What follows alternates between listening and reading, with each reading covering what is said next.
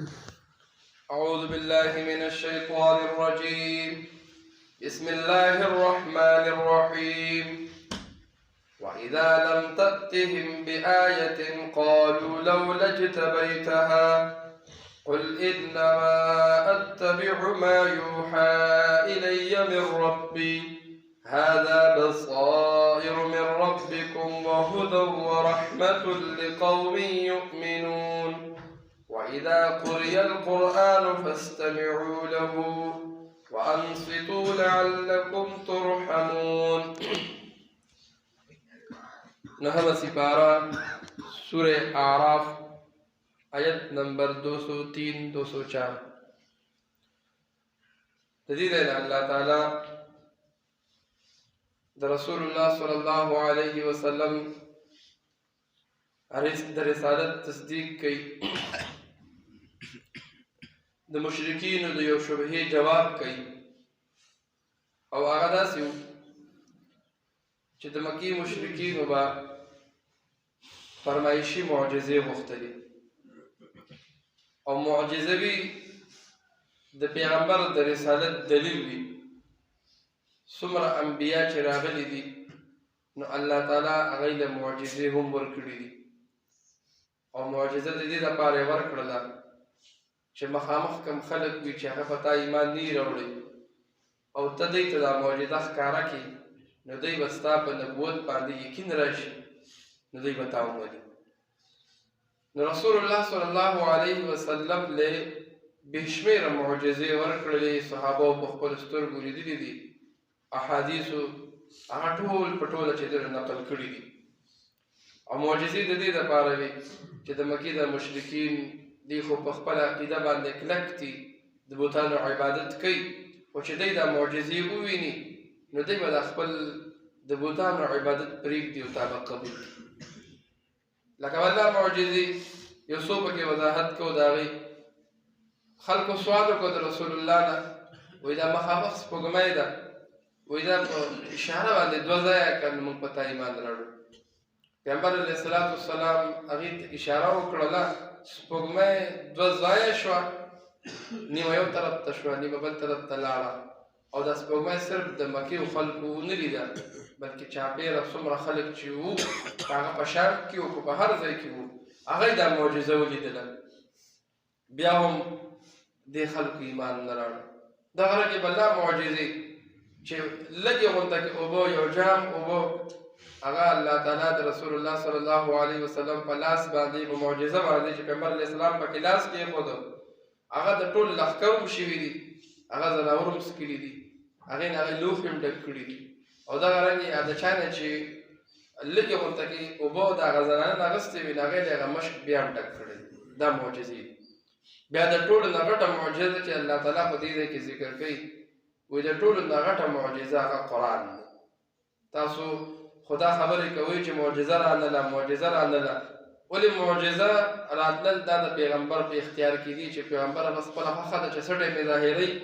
نو ښکاره کولی شي، لکه جادو دا د یو کس په اختیار کې وي، خو چې څه ټیم هغه وغواړي نو جادو ښکاره کولی شي. او معجزه ده د پیغمبر په اختیار کې نه وي، چې الله وغواړي نو دا معجزه به ښکاره کېږي، خو چې الله نه یې غوښتې بیا هم دا معجزه نه ښکاره کېږي. نو الله تعالی په دې ځای کې وایي چې وإذا لم تأتهم بآیة، چې کله ته دوی ته یو معجزه راونړي، یو فرمایشي معجزه دوی وغواړي، نو ستا اختیار خو نه دی، خو زه وغواړم نو که خیر دوام وکړه. نو چې کله یو معجزه رانشي، یو نښه رانشي دوی ته، نو قالو دوی وایي لولا اجتبیتها، ته ولې دا د ځانه نه جوړې. د دې سوچ دا و چې دا رسول الله صلی الله علیه وسلم دا معجزې د خپل ځانه راوړي او د خپل ځانه یې جوړوي. نو الله تعالی به دې ګوره دا سوال کوي، زه یو معجزه درونه لېږم، نو دوی په مقابله کې دا سوال وکړي چې ولې دې رانړه او د خپل ځانه به دې جوړه کړې وه که نه. قل ورته ووایه انما اتبع ما یوحى الیک من ربي، زه تابعداري کوم د هغه وحي د هغه قرآن چې کوم ما ته راځي د الله د طرف د جبریل علیه السلام یې راوړي، او هذا بصائر من ربکم، دا د پوهې خبره ده د رب د ستاسو نه. تاسو هم معجزې غواړئ، دا قرآن دا معجزه ده. او الله تعالی چیلنج ورکړو ټولو خلکو ته، د ټولو انسانان دي که پیریان دي، ټولو ته چیلنج ورکړی وو وایي ځئ که تاسو ځان ته حق وایي د دې قرآن مقابله کوئ نو یو صورت راوړئ د دې په مثل کې نو بیا وایي دا ټول عاجز وو د صورت د راوړلو نه الله پاک وایي ځئ یو رکوع راوړئ د دې قرآن مقابله کې ولې د عربو د هغې یو طریقه وه هغې به قصیدې لیکلي په شعر او شاعرۍ کې به قصیدې لیکلي نو هغه به یې راوړلې په بیت الله شریف کې به یې ځونډې کړلې او به طور چیلنج لکه یو کس یو ناشنا شیز ولیکي هغه د یو فن ورځي هغه د یو شعر او شاعري ورځي وراړي دي مسجد کې ځوړ کې او خلکو ته وایي زه به داسې لیکلی دی که تاسې که څوک نه دي نو د دې نه ښه ولیکئ هغوی به داسې کول یو بل سره به یې په دې کې مقابلې کولې په شعر او شاعرۍ کې او بیت الله شریف کې به یې ځونډولې نو چې کله قرآن راغی هغه ټول عاجزه شو وایي دا کم کتاب دی مونږ خو د دې مقابله نه شو کولی الله تعالی بیا وایي ځه خیر دی صورت نه شئ راوړئ نو څه وکئ یو آیت راوړئ قل فأتوا بسورة من مثله إن كنتم صادقين که چېرې تاسو رښتیني یې په دې خپله دعوه کې نو څه وکئ یو صورت راوړئ بیا وایي یو آیت راوړئ الله وایي قل لئن اجتمعت الإنس والجن على أن يأتوا بمثل هذا القرآن لا يأتون بمثله ولو كان بعضهم لبعض ظهيرا که چېرې دا انسانان او دا پریان دا ټول راجمع شي بعضو د بعضو مددګار شي چې زه به دا وکړم ته دا وکړه الله وایي د دې قرآن په مثل باندې یو آیت قدرې نشي راوړی نو دا پیغمبر علیه السلام وایي دا په خپله معجزه ده تاسو دې ته ولې نه ګورئ وهدى ورحمت دې کې هدایت هم پروت دی ستاسو دپاره په دې کې رحمت هم پروت دی ستاسو دپاره خو دا هدایت او رحمت به چا ته میلاویږي هر چا ته نه لقوم یؤمنون چې دا قرآن ومني ایمان پرې راوړي نو هدایت به هم ورته میلاو شي او رحمت به هم ورته میلاو شي بل آیات کې الله تعالی وایي وإذا قرئ القرآن فاستمعوا له وانصتوا لعلكم ترحمون د قرآن مجید د دې آیاتونو د دې آداب ذکر کوي چې ګوره د دې رحمت به هغه میلاویږي تاسو ته د دې نه چې د دې آدابو خیال ساتئ د قرآن مجید د آدابو خیال ساتئ نو دا به تاسو له رحمت هم میلاویږي او هدایت به هم میلاویږي نو آداب یې څه دي وړاندې وایي چې کله قرآن لوستی شي نو فاستمعوا له وږدئ دې ته هسې مه کښېنئ بلکې د زړه په غوږو باندې دا قرآن که پوهېږئ پرې نو تش دا تلاوت اورئ تاسو له به د دې نه سبق میلاویږي تاسو له به د دې نه ثواب میلاویږي اجر او ثواب به درته میلاویږي که ځکه قرآن اورېدل او ویل دا دواړه عبادت دی نو لومبی د قرآن آداب څه دي چې کله قرآن بیانېږي نو فاستمعوا له غوږ به دې ته ږدي او انصتو چپ به پاتې کېږي ځکه دا د قرآن د آدابو خلاف دی چې یو سړی ته قرآن اورئ او ته د هغې مخامخ ته خبرې کوي بیا تفاسیرو په دې کې بحث کړی دی وایي یوازې قرآن نه بیا دا آیتونه چې نازل شوي دي دا په موقع د خطبې باره کې چې کله خطبه کېږي تاسو ته د جمعې خطبه وي یا بیان کېږي د خطبې په دوران کې حدیثو کې راځي وایي یو کس بل ته وایي چې چپ شه لکه وایي دا د ګناه وکړله دومره به هم دی به صرف هغه چې کوم خطیب خطبه لولي د الله آیتونه لولي نو هغې ته به غوږ دي په دغه ټایم کې په دغه موقع باندې چې کله امام د خطبې دپاره پاڅېدو منبر ته وختو بیا په دغه موقع باندې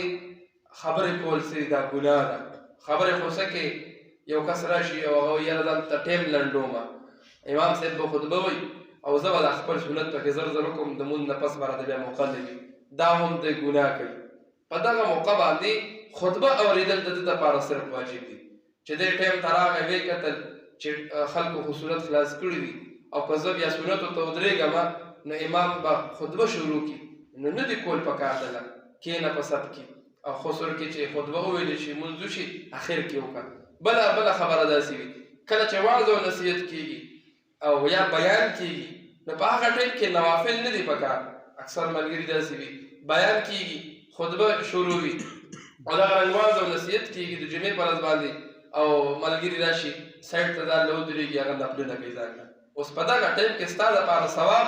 دا بیان اورېدل کې دي چې ته وعظ او نصیحت واوره ته خطبه واوره په نوافلو کې نه دي چې د دې نه ځان ساتو نو دا آداب ذکر کوي د قرآن مجید د خطبې چې کله خطبه کېږي نو په دغه موقع باندې یا بله خبره وایي چې کوم کله امام په قرت کوي په مونځ کې سوره فاتحه لولي او دغه رنګې چې دی نو ورپسې سورت لولي مقتدیان به په دې کې څه کېږي دی به غلي ولاړي ولې مخکې ته قرآن لوستلی شي وإذا قرئ القرآن فاستمعوا غوږ کېږدئ دې ته او چپ شئ. نو د دې نه دا هم ثابتوي چې کله امام قرت کوي که هغه د چپې مونځ وي او که چېرې د جهر مونځ وي په دواړو صورتونو کې مقتدي به غلی وي بس غوږ به ایښی وي. اکثر په دې کې اختلافات دي څوک امام پسې امام ځان له لګیا وي مقتدي ځان له صورت فاتحه وایي نو دا د امام صاحب مذهب کې دا نشته بلکې مقتدي به بس غلی ولاړي د ده دپاره ضامن او دغه رنګې ده چې کوم مقرر کړی دی هغه امام دی امام به قرت کوي دی به غلی ولاړي. وَإِذَا لَمْ تَأْتِهِمْ کله چې راونړوي ته دوی ته بآیت یو معجزه قالوا وی دی لولا اجتبیتها ولې ته نه جوړې د ځان نه دا معجزې قل ورته ووایه انما اتبع زه تابعداري کومه ما یوحا د هغه څه چې ما ته وحی کېږي من ربي طرفه د رب خپلنا هذا بصائر دا د پوهې خبرې دي من ربکم طرفه د رب ستاسو وهدى او هدایت دی ورحمت او رحمت دی لقوم یؤمنون دا قوم د پاره چې ایمان راوړي. واذا قرئ القرآن کله چې لوستل شي قرآن فاستمعوا له غوږ کېږدئ دې ته وانصتوا او چپ شئ لعلکم ترحمون د دې دپاره چې تاسو باندې رحم وکړلی شي. واخر دعوانا الحمد لله رب العالمين والعاقبة للمتقين والصلاة والسلام على رسوله محمد وآله وأصحابه أجمعين. الله تزمنا راتش زمن دا ناس تقبل منظور ويلمو أوريد المقبول کی الله دا عمل توفیق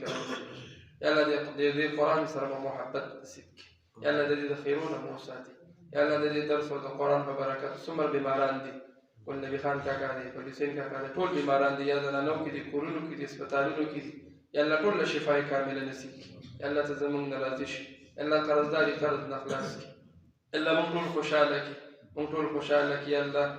فتنه فسادونه د هر ځای نه ختم کی یا الله دا مسجد په اعمالو باندې آباد کی وصلی الله تعالی علی خیر خلقه محمد.